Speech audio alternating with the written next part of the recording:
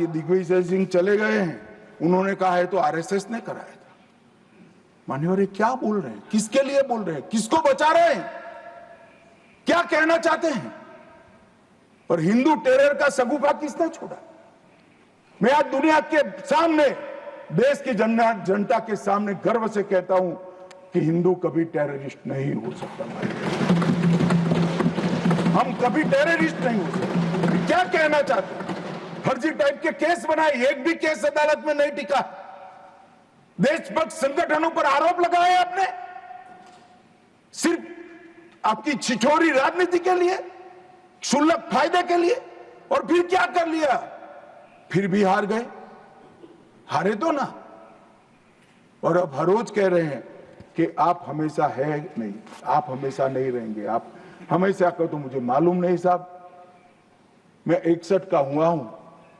14 से 30 साल तक भारतीय जनता पार्टी की ही सरकार रहने वाली है। मैं चिदंबरम साहब को कहना चाहता हूं, आप डट डाल दो, भारतीय जनता पार्टी की सरकार में जीने 30 साल तक भारतीय जनता पार्टी की सरकार रहेगी। मान्यवर, मैं 2015 में बोला था हमारी उड़ीसा कार्यकारिणी में, भुवनेश्वर कार्यकारिणी में।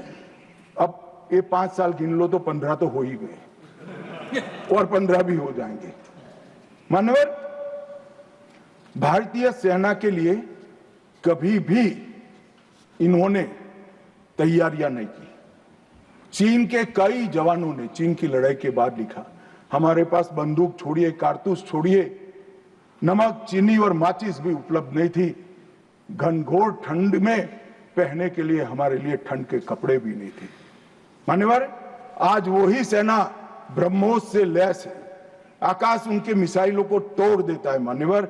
और पाकिस्तान की पूरी एयर डिफेंस सिस्टम हमारी सेना आधे घंटे में उसको मलबे में बदल कर रख देती है मान्यवर। ये नरेंद्र मोदी के शासन में, मोदी जी के शासन में 11 साल में परिवर्तन हुआ। गोली नहीं बना पाते थे। मैं बाद में बताता हूं। लाखों करोड़ों का सामान हम बना रहे, विदेश में भेज रहे हैं, एक्सपोर्ट कर रहे हैं। हमारी सेना का काफी सारा कई सारी चीजें हमने ब्लैकलिस्ट कर दी, इंपोर्ट नहीं कर सकते। और R&D के लिए एक बहुत बड़ा इकोसिस्टम बनाने का काम देश के प्रधानमंत्री नरेंद्र मोदी ने किया है। सेना और पूरे देश को मोदी जी की ये पहल पर, आत्मनिर्भर भारत के गर्व पर और हमारे सेना के जवानों का हथियार उनको ऐसा देना चाहिए, इस बात की चिंता पर देश और सेना मोदी जी पर गर्व कर सकती है। मान्यवर, हमने जो नमक, चीनी और माचिस नहीं थी, ऐसी सेना से 11 साल में 22 मिनट में ही आतंकवादियों का काम तमाम कर देने वाली, तकनीक से सज्ज, वीर, सटीक इंफॉर्मेशन वाली और बताए हुए लक्ष्यों को पूरा करने वाली सेना का मान्यवर निर्माण किया है। मान्यवर, ये हमला, कल्पना कर लीजिए, कांग्रेस के राज में हुआ होता तो क्या होता। अभी तो भाजपा सरकार है, NDA सरकार है, मोदी जी प्रधानमंत्री हैं। तीनों ने क्लीन चिट देने में 100 दिन लगा दिए। अगर कांग्रेस की सरकार होती तो पाकिस्तान को तुरंत क्लीन चिट मिल जाएगा। रक्षा मंत्रालय की जगह विदेश मंत्रालय काम करता। रातों रात जेरोक्स मशीनों पर डोजियर तैयार होते, डोजियर वहां भेजते थे और फिर चर्चा करते शर्म अल शेख में, और कुछ नहीं करते साहब। और ये हमें सवाल पूछ रहे, कोई अधिकार नहीं है कांग्रेस पार्टी को, भारतीय जनता पार्टी को आतंकवाद के बारे में सवाल पूछने का। मान्यवर, इस देश के अंदर आतंकवाद फैला, पनपा, बढ़ा तो इसका एकमात्र कारण कांग्रेस की सरकारों की लचर और तुष्टीकरण से युक्त वोट बैंक की राजनीति रही है मान्यवर। और आज हमारा सौभाग्य है कि एक ऐसा नेतृत्व है जो ब्रह्मोस मिसाइल्स भेजता है, डोजियर नहीं भेजता है मान्यवर। और नेतृत्व सम्मानीय मोदी। मान्यवर, ये संघर्ष विराम के लिए भी कई सारे कह रहे हैं, मैंने कल सुना रहा, पीओके क्यों नहीं लेंगे, इतना उछल उछल कर बोलते थे। और यहाँ पर काफी विद्वान लोग बैठे हैं, इनको कुछ संसद की मर्यादा, संसद में बात करने का तरीका, मतलब वास्तविक चीजें बोलने की पद्धति कुछ नहीं सिखाते। मैं आज पूरे देश के सामने बात करना चाहता हूं। मान्यवर, ऑपरेशन सिंदूर युद्ध नहीं था। यूएन चार्टर के अनुच्छेद 51 के चैप्टर 7 के तहत हमने आत्मरक्षा के लिए बल प्रयोग का जो हमारा अधिकार है उसको उपयोग किया था। 22 अप्रैल को पहलगाम में आतंकवादियों ने जो हमला किया, हमारे निहत्थे नागरिकों को मारा, और इसके जवाब में आतंकवादियों की पूरी इकोसिस्टम तोड़ने का हमारा अधिकार है, जो विश्व के सभी देशों ने हमारे अधिकारों को स्वीकारा है। वो अधिकार का हमने उपयोग किया था। और जब पाकिस्तान ने ही कहा कि हमें संघर्ष नहीं करना है, तब हमने इसको स्वीकारा। और कहते थे, मैं बाद में बताऊंगा मान्यवर, वो हमें कहने लगे कि भाई क्यों करा, ये ले लेते, वो ले लेते। मैं बाद में, जब आपके समय में जो घोषित युद्ध हुए, ये तो घोषित युद्ध नहीं था मान्यवर, मगर घोषित युद्ध हुए कांग्रेस के समय में, इसमें आपने क्या किया है वो बाद में मैं मान्यवर बताता हूं। उसके पहले मैं आतंकवाद के परिदृश्य पर, जम्मू कश्मीर का आतंकवाद का परिदृश्य और देश का परिदृश्य, इस पर बताना चाहता हूं। मान्यवर, कांग्रेस देश की सबसे पुरानी पार्टी है और सबसे ज्यादा शासन भी कांग्रेस और उनके साथियों ने देश पर किया है। उनके समय में हमारे प्रधानमंत्री नरेंद्र मोदी जी को 3 नासूर मिले आंतरिक सुरक्षा की दृष्टि से। पहले कश्मीर का आतंकवाद, नॉर्थ ईस्ट की इंसर्जेंसी और वामपंथी उग्रवाद, नक्सलवाद, ये 3 नासूर मिले। और 30 से 40 वर्ष तक ये नासूर भारत की धरती को रक्त रंजित करते रहे।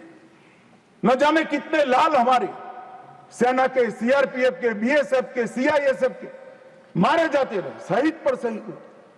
न जाने कितने निर्दोष किसान, न जाने कितने निर्दोष नागरिक आतंकवाद, इंसर्जेंसी और वामपंथी उग्रवाद की भेंट चढ़े, मगर कुछ नहीं हुआ। आज मैं कहना चाहता हूं मान्यवर, कश्मीर के उग्रवाद के बारे में बाद में आता हूं। नॉर्थ ईस्ट इंसर्जेंसी और वामपंथी उग्रवाद दोनों क्षेत्र में हिंसा में 75% की कमी लाने का काम नरेंद्र मोदी। मैं इस पर बहुत ज्यादा बोलना नहीं चाहता क्योंकि आज ये विषय नहीं है, परंतु कश्मीर के अंदर जो आतंकवाद था वो मैं इस पर जरूर बोलना चाहता हूं। मान्यवर,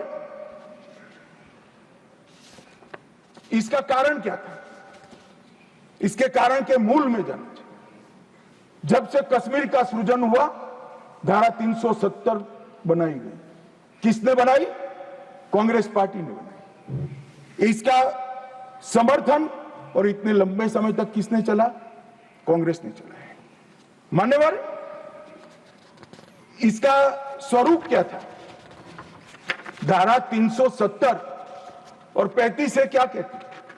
कश्मीर का एक अलग ध्वज होगा, कश्मीर का एक अलग संविधान होगा, और 5 अगस्त 2019 तक ये अलग ध्वज और अलग संविधान चलते रहे। हमारी पार्टी के पहले राष्ट्रीय अध्यक्ष श्यामा प्रसाद मुखर्जी ने इस धारा 370 के लिए अपना बलिदान देने का काम किया, उनकी हत्या कर दी। और क्या हुआ?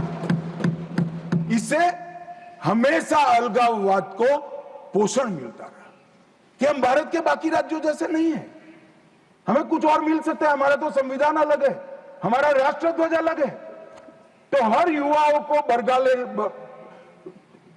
उनको उकसाने का मौका हमने पाकिस्तान, और कश्मीर के अंदर पहले अलगाववाद की बात हुई, फिर आजादी की बात हुई, और वो ही आतंकवाद का मूल बना। मान्यवर, और इसके बाद धार्मिक कट्टरता बढ़ाने वाले सारे संगठन इनकी तुष्टीकरण की नीति के कारण चलते रहे। मान्य जमायत इस्लामी, कई सारे संगठन जो बच्चों में, युवाओं में, किशोरों में धार्मिक कट्टरता पर बढ़ाते रहे, अलगाववाद बढ़ाते रहे, चलने दिया, चलने दिया, चलने दिया। बैन लगाएंगे तो हमारी वोट बैंक नाराज हो जाएगी।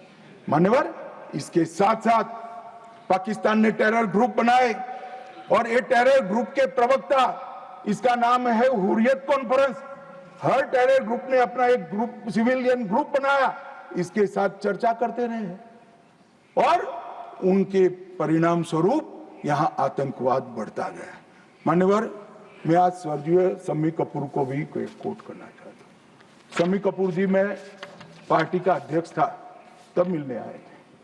उन्होंने कहा, अमित भाई, मेरा जब गोल्डन पीरियड था, मेरा साल का 30% टाइम कश्मीर में जाता था, इतना शूटिंग होता था कश्मीर, और मैं वहां के लोगों को मिला हूं। प्रोग्रेसिव सोसाइटी थी, महिलाएं प्रोग्रेसिव थी, धर्मनिरपेक्ष बात करते थे, सूफी संतों की बात करते थे, वहां पर कश्मीरी पंडित भी मिलते थे। आज मैं देख रहा हूं कि वो बच्चियां पथराव कर रही है। क्या होगा, किसने बिगाड़ा? तब मैं इसके नीचे गया था मान्यवर, तब मालूम पड़ा कि ये जमाते इस्लामी ने पूरी शिक्षा, प्राथमिक शिक्षा पर कब्जा जमा कर रखा था और बच्चों के दिलो दिमाग के अंदर जहर घोलना शुरू किया। तब जाकर ये स्थिति हुई। मगर कोई भी कभी भी ये कांग्रेस इसके मूल में नहीं गई और मान्यवर धीरे धीरे ये बढ़ता गया। मान्यवर नरेंद्र मोदी जी ने तय किया कि ऐसा नहीं चल सकता और 5 अगस्त 2019 को यही ऐतिहासिक सदन में धारा 370 और 35 को समाप्त, और उसके बाद शुरू हुआ टेररिज्म को फैलाने वाले, अलगाववाद फैलाने वाले टेररिस्ट और इनकी इकोसिस्टम संपूर्ण सफाई का एक युग शुरू हुआ। मान्यवर, धारा 370 35 से हटाए गए, जीरो टेरर प्लान बना, एरिया डोमिनेशन की योजनाएं बनी, कैपेसिटी बिल्डिंग की योजनाएं बनी, मल्टी लेवल डिप्लॉयमेंट लगाया गया, तकनीक का उपयोग बढ़ाया गया, जेल प्रबंधन बढ़ाया गया। தேர்தல் அரசியல்வாதிகளுக்கான களமா அல்லது ஜனங்களின் களமா? ஒருபுறம் அரசியல்வாதிகள் வகுக்கும் வியூகம், மறுபுறம் ஜனங்கள் போடும் கணக்கு. இறுதி வெற்றி யாருக்கு? தெரிந்து கொள்ள களமிறங்கும் தமிழ் ஜனம்.